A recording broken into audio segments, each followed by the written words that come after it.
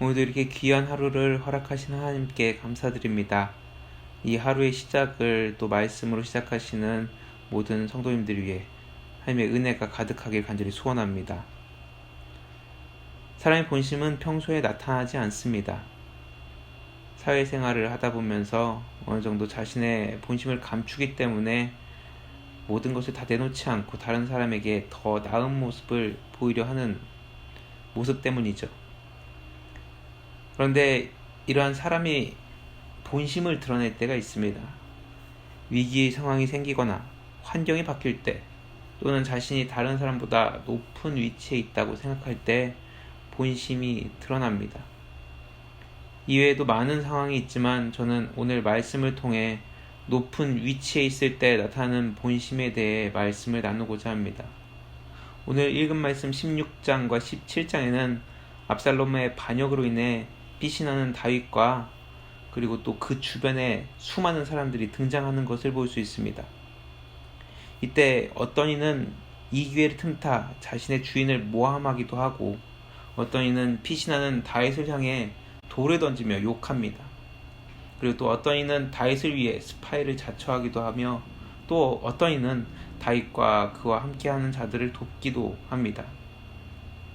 무엇보다 이러한 상황에서 다윗도 본 모습을 나타냅니다. 사실 다윗의 모습을 보면 앞에서 이야기 드린 것과는 전혀 반대의 모습을 보입니다. 지금 다윗은 아들 압살롬의 반역으로 인해서 도망가고 있는 상황입니다. 그렇기 때문에 정말 힘들고 어려운 상황이라는 것이죠.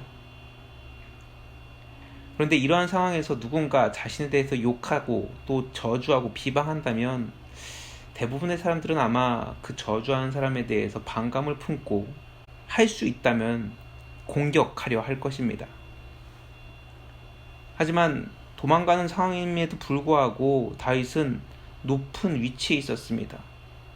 수많은 무리가 다윗을 따라가고 있었고, 그들 중에서는 다윗을 위해서 목숨까지도 바칠 사람들이 있었다라는 것이죠.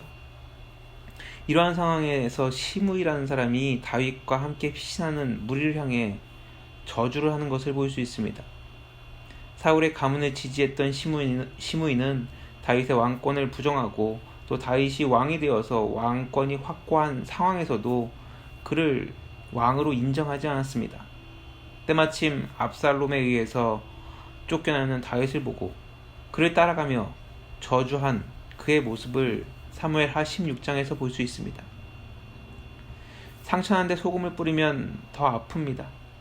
그리고 그 마음이 다쳤을 때 그 마음에 소금 뿌리는 말을 하면 대부분의 사람들이 화를 내게 되죠. 다윗은 피난 중이었지만 수많은 사람들이 따르고 있었고, 마음만 먹으면 시므이를 바로 쳐 죽일 수 있었습니다. 하지만 다윗은 그러지 않습니다. 시므이의 저주를 듣고 그를 죽이겠다는 아비새에게 오히려 그가 저주하는 것이 하나님의 시킨 일이니 그냥 두라 라고 이야기합니다. 다윗의 삶은 완벽하진 않았지만 하나님 앞에 인정받을 수 있었던 이유는 바로 자신의 잘못과 과실로 인해 어려움 가운데 있을 때 자신의 모습을 하나님 앞에 비춰보면서 자신의 잘못을 즉시 회개했기 때문에 하나님으로부터 인정받을 수 있었던 것입니다. 어제 말씀에서 담임 목사님께서도 이야기하셨지만 이 일의 시작은 결국 다윗이 자신의 죄로 인해서 자녀들의 잘못을 방관했기 때문에 불거진 사건이었습니다. 다윗은 그 사실을 알고 있었고, 그래서 피난 중에 자신을 저주하는 시므이의 말이 단지 사람의 말이 아니라 하나님의 말씀임을 느끼면서 그 저주한 사람에게 성내지 않고 순순히 그 저주를 받아들인 것이죠. 분명 자신이 피난길에 있었지만 자신이 따르는 수많은 무리가 있었기에 얼마든지 그를 죽일 수 있는 힘과 능력이 있지만 다윗은 그의 저주를 순순히 받아들입니다. 많은 사람들이 자신의 잘못을 알면서도 누군가 자신의 잘못을 지적하면 마음에 반감이 생기고 오히려 화를 내면서 자신의 잘못을 말하지 못하게 합니다. 특히 상대방이 나보다 낮은 위치에 있다라고 생각하면 더 그러게 되죠. 저도 이러한 부분에서 아직도 자유롭지 못함을 보게 됩니다. 그나마 전보다는 많이 나아졌지만 아직도 이런 모습이 있는 저를 보게 됩니다. 특히 가족들한테 이러한 모습이 아직까지 남아 있습니다. 가족이기 때문에 편해서 그런지, 아니면 내가 이 집의 가장이니까 다른 가족들보다 높다고 생각해서 그런지 저의 실수와 잘못된 모습에 대해 이야기하는 것을 귀 기울이기보다 오히려 나의 주장과 합리화를 하면서 저를 위한 충고에 귀를 기울이지 않습니다.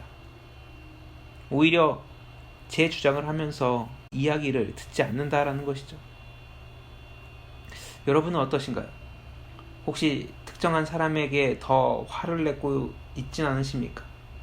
그 사람의 조언에 귀 기울이지 않고 무시하지는 않으시나요? 가족이기 때문에 더 마음에서 우러나오는 이야기를 할 수 있으며, 다른 사람은 그냥 넘기고 안 보면 된다라고 하지만, 가족은 서로를 사랑하고 계속 보기 때문에 더 이야기해주고 더 충고할 수밖에 없습니다. 아마 지금 어느 때보다 더 많이 가족들과 만나고 이야기하면서 서로의 잘못에 대해 이야기할 것입니다. 이럴 때 자신의 잘못에 대해 이야기하는 가족의 말을 무시하는 것이 아니라, 나의 가장 가까운 이를 통해서 나의 잘못된 부분을 하나님께서 만져가는 시간임을 기억할 수 있는 저와 여러분들 되시기 바랍니다. 그리고 서로의 충고에 귀를 기울일 수 있는 우리 모두가 되기 바랍니다. 위기의 때, 어려운 때일수록 우리의 속마음이 드러나게 되어 있습니다.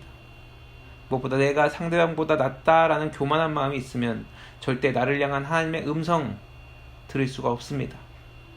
하지만 이러한 때일수록 나의 마음을 앞세우기보다 하나님의 말씀을 기억하면서 겸손히 낮아지시기 바랍니다. 그리고 예수님과 같이 우리 가족과 이웃을 섬기며 하나님의 음성을 들을 수 있는 오늘 하루가 되시길 간절히 축원합니다.